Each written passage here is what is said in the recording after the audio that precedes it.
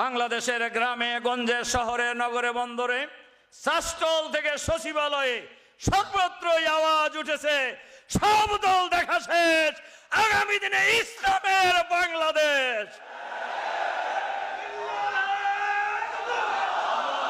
আলিয়ার কওমি বলে বিভেদের দিন শেষ। যারা আলিয়ার কওমির বিভেদ সৃষ্টি করে ওলামায়ে কেরামকে দুর্বল করার চেষ্টা করেছিল, সেই দুর্বলতার দিন আর চলবে না, চলবে না। স্বাধীনতার 54 বছর পার হয়ে গেছে, একদল এসেছে আর একদল চলে গেছে, শান্তি পায়নি। সুতরাং শান্তির জন্য আজকের আলোচনার ঘোষণা, এই বাংলাদেশে সব দল দেখা শেষ, আগামীতে আলেমদের নেতৃত্বে কোরআনের বাংলাদেশ।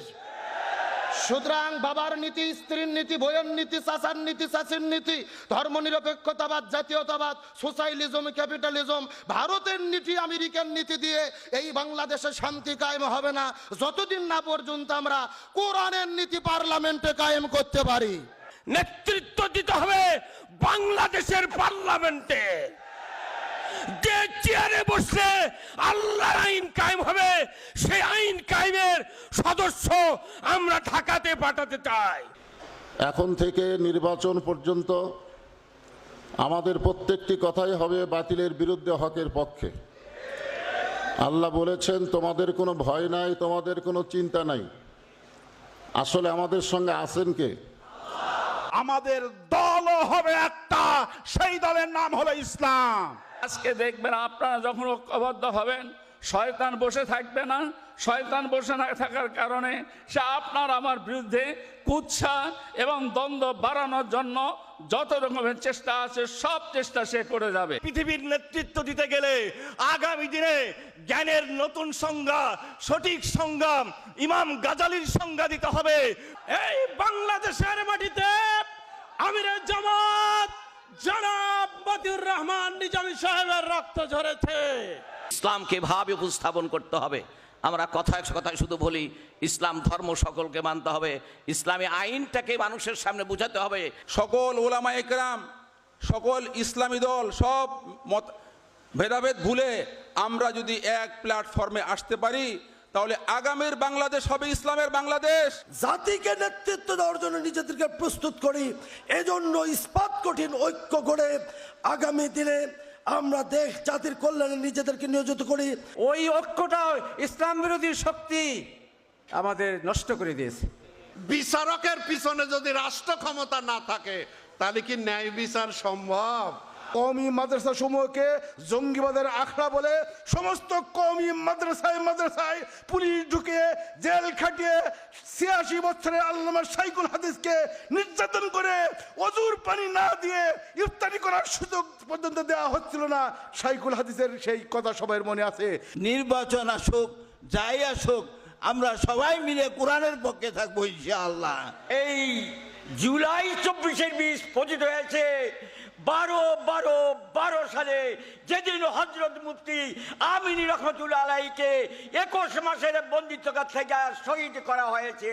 আজকে যদি ছোটখাটো বিভিন্ন মাসলাক মানহাজের ইখতিলাফগুলোকে নিয়ে আমরা ভেদাভেদে নিমগ্ন থাকি, তাহলে যারা এই দেশে ইসলামের বিজয় দেখতে চায় না, যারা ওলামায়ে কেরামের শ্রেষ্ঠত্বে বিশ্বাস করে না, তারা আবার আমাদেরকে পরাজিত করে তাদের গোলামের জিঞ্জিরে আবদ্ধ করতে পারে। আগামীর বাংলাদেশ হবে আলেম ওলামার বাংলাদেশ। তবে একটা জিনিস আমাদেরকে ভুলে গেলে চলবে না, আমাদেরকে একতাবদ্ধ থাকতে হবে। আমাদের প্রত্যেকটা মানুষের, প্রত্যেকটা ওলামায়ে কেরামদের একটাই প্রতিনিধিত্ব কি বলে প্রতিধ্বনি হওয়া দরকার। আমরা হক কায়েমের জন্য জীবন বাজি রেখে সমাজে কাজ করব ইনশাআল্লাহ। বিগত সময় জামাত ইসলামীর যারা এমপি ছিলেন, ইসলামী ঐক্যজোটের যারা এমপি ছিলেন, তারা দুর্নীতির মধ্যে পড়ে নাই। আজকে সেই যারা ভুল বুঝতেন সেই ভুলটা কিন্তু ভেঙে গেছে। উনি পীর হলেন, আজকে বীর হলেন কেমন করে সকল শ্রেণীর মানুষকে এক মঞ্চে দাঁড় করাতে পেরেছেন। বাংলাদেশের ইতিহাসে এটা কিন্তু আর হয় না, কথা ঠিক কিনা? আমরা ইসলাম ধর্মের মানুষ, আমাদের মধ্যে দূরত্ব কেন?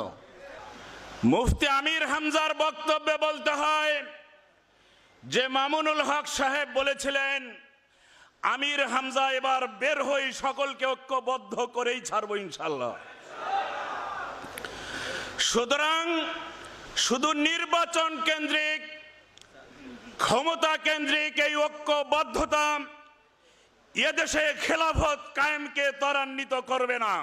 সমস্ত ইসলামী দলগুলো এক প্ল্যাটফর্মে এসে রাজনৈতিক ভূমিকা রাখলে আগামী দিনে ইসলামী আইন প্রতিষ্ঠিত হবে, আগামী দিনে কোরআনী শাসন প্রতিষ্ঠিত হবে বাংলাদেশে ইনশাআল্লাহ। আপনারা আলেমেরা আল্লাহর কাছে সবচাইতে প্রিয়, কারণ আলেমেরা আল্লাহকে বেশি ভয় করে, কোরআনে এটা বলা আছে। যেহেতু আপনারা ভয় করেন আর আল্লাহ আপনাদেরকে বেশি ভালোবাসে, আপনাদের সাথে আমরা থেকে এই বাংলাদেশ সাধারণ মানুষের জন্য, মুসলমানের জন্য এই দেশটাকে সুন্দর দেশ আমরা গড়ি। এই দেশে যদি ইসলামের শাসন চালু হয়ে যায় তাহলে অমুসলমানেরাও শান্তিতে থাকতে পারবে। বাংলাদেশের শুধু একদল ওলামার কাজ করলেই যথেষ্ট নয়, বাংলাদেশে যত পীর মাশায়েখ বুজুর্গ ওলামে কেরামগণ রয়েছেন, তারপরে আরও যত ইসলামী দল রয়েছেন, সকলকে এই মুহূর্তে ঐক্যবদ্ধ হতে হবে। কথা ঠিক না ঠিক? 2 মিনিটে আমার 3টি কথা। আমরা এখানে এসেছি ওলামার সম্মেলনে। আমরা বলে থাকি আল ওলামা ওয়ারাসাতুল আম্বিয়া, আলেমগণ হলেন নবীগুণের ওয়ারিস। প্রথম নম্বর কথা, নবীগুণের ওয়ারিস হিসেবে আলেমদের দায়িত্ব কি? রসুল পৃথিবী থেকে বিদায় নিয়ে চলে গেছেন, আর পৃথিবীতে আসবেন না। সুতরাং আমরা যদি নবীর উত্তরসূরি হিসেবে দাবি করি, রসুলের রেখে যাওয়া দায়িত্ব পালন করতে হবে। রসুলের মূল মিশন এবং ভীষণ কি ছিলেন, এই সম্পর্কে আল্লাহ তাআলা পবিত্র কোরআনুল কারিমের 3টি জায়গার মধ্যে একই বক্তব্য দিয়েছেন। সূরা তাওবার 33 নম্বর আয়াত, সূরা আল ফাত 28 নম্বর আয়াত, সূরা সফ 9 নম্বর আয়াত। আল্লাহ তাআলা বলেন, হুয়াল্লাযী আরসালা রাসূলাহু বিল হুদা ওয়া দীনিল হাক্কি লিইয়ুযহিরাহু আলাদ দীনি কুল্লিহি ওয়ালাউ কারিহাল মুশরিকুন। আল্লাহ বলেন, আমি নবীকে পৃথিবীতে প্রেরণ করেছি। রসুলের মূল মিশন এবং ভীষণ শুধু নামাজ, রোজা, হজ, যাকাত নয়, বরং পৃথিবীতে অবস্থিত সমস্ত তন্ত্র মন্ত্র জীবন ব্যবস্থার উপরে যেন তিনি ইসলামকে বিজয় করতে পারে। তাহলে রসুলের মূল দায়িত্ব ছিল জমিনে দিন বিজয় করা। এটা কি শুধু রসুলের দায়িত্ব না? আল্লাহর কোরআন বলেছেন, ওমা ওয়াসাইনা বিহি ইব্রাহিমা ওয়া মূসা ওয়া ঈসা আন আকিমুদ্দিন ওয়া লা তাতাফাররাকু ফি।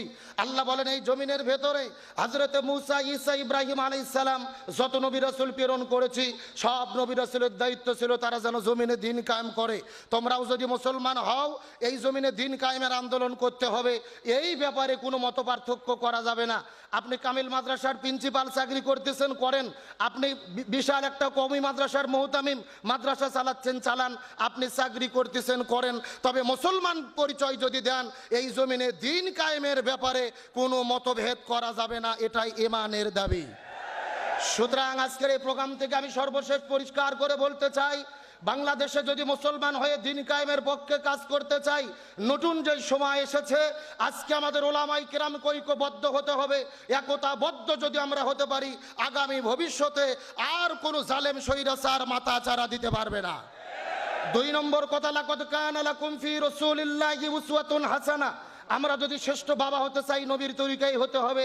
শ্রেষ্ঠ ব্যবসায়ী হতে চাই, নবীর তরিকায় হতে হবে। আমরা যদি শ্রেষ্ঠ রাষ্ট্রপ্রধান হতে চাই, সেটাও নবীর তরিকায় হতে হবে। তার মানে যারা মসজিদের ইমাম হবে, তাকেই সমাজের নেতৃত্বর ভার গ্রহণ করতে হবে। সুতরাং বাংলাদেশে যদি শান্তি চাই, ওমান আরদাং যিকরি ফাইন্না লাহু মাঈশাতান দঙ্কা। কোরআন ছাড়া যারা জীবন পরিচালনা করে, এদের জীবনে কোনো শান্তি থাকে না। স্বাধীনতার 54 বছর পার হয়ে গেছে, একদল এসেছে আর একদল চলে গেছে, শান্তি পায়নি। সুতরাং শান্তির জন্য আজকের আলোচনার ঘোষণা, এই বাংলাদেশে সব দল দেখা শেষ, আগামীতে আলেমদের নেতৃত্বে কোরআনের বাংলাদেশ। সুতরাং বাবার নীতি, স্ত্রীর নীতি, বইয়ের নীতি, চাচার নীতি, চাচির নীতি, ধর্মনিরপেক্ষতাবাদ, জাতীয়তাবাদ, সোশ্যালিজম, ক্যাপিটালিজম, ভারতের নীতি, আমেরিকান নীতি দিয়ে এই বাংলাদেশে শান্তি কায়েম হবে না, যতদিন না পর্যন্ত আমরা কোরআনের নীতি পার্লামেন্টে কায়েম করতে পারি। সুতরাং আগামী ভবিষ্যতে বাংলার জমিনে কোরআনকে বিজয় করার জন্য আমরা সকল ঐক্যবদ্ধ আছি তো ইনশাল্লাহ। সুতরাং কওমি, আলিয়া, হেফাজত, জামাত ইসলাম, চরমোনাই আর কোনো ভেদাভেদ নেই। আগামীর বাংলায় কোরআন বিজয়ের জন্য একতাবদ্ধভাবে কাজ করতে কারা কারা রাজি, দুটি হাত আল্লাহকে তুলে দেখান। লিল্লাহে তাকবীর। 24 বছর পর 1971 সনে পৃথিবীর সবচেয়ে স্বৈর শক্তি 54 বছর বাংলাদেশ শাসন করেছে। এরপরে আল্লাহর মেহেরবানিতে আমাদের বড়দের প্রচেষ্টা ফেল পড়েছে, যখন ছাত্র সমাজকে আল্লাহ তাআলা সাহায্যের হাত বেরিয়ে দিয়ে বাংলাদেশে একটা সুযোগ তৈরি করে দিয়েছেন। আমার বিশ্বাস আজকের এই সুযোগ যদি বাংলাদেশের আলেম ওলামা মুসলমান ভাইয়ের আমরা কাজে যদি লাগাতে না পারি, আমার কেমন যেন মনে হয় আরো 108 বছরেও বাংলাদেশের শান্তি কায়েম করা সম্ভব নয়। আমি উদাত্ত আহ্বান জানাই বগুড়ার আলিম সমাজকে, আমরা যেভাবে মসজিদে নেতৃত্ব দিই, এই নেতৃত্বে সমাজ ভালো হবে না। ঈদগাহে নেতৃত্ব দিই, এই নেতৃত্বে সমাজ ভালো হবে না। নেতৃত্ব দিতে হবে বাংলাদেশের পার্লামেন্টে, যে চেয়ারে বসলে আল্লাহর আইন কায়েম হবে, সেই আইন কায়েমের সদস্য আমরা ঢাকাতে পাঠাতে চাই। এখন থেকে নির্বাচন পর্যন্ত আমাদের প্রত্যেকটি কথাই হবে বাতিলের বিরুদ্ধে, হকের পক্ষে।